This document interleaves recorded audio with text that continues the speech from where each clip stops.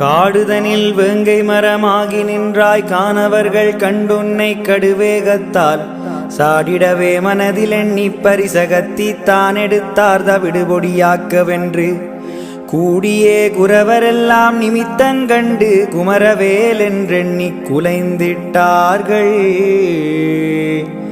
தேடியே உன் பாதம் துதிப்பேன் ஐயா சுவாமி, தென்கதிரை முருகோனே தெரிசிப்பாயே.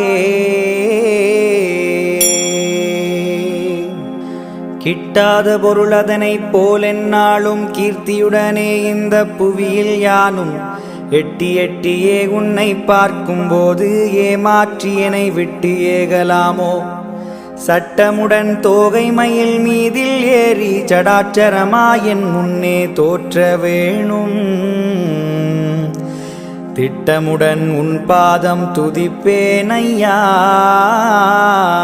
சுவாமி, தென்கதிரை முருகோனே தெரிசிப்பாயே.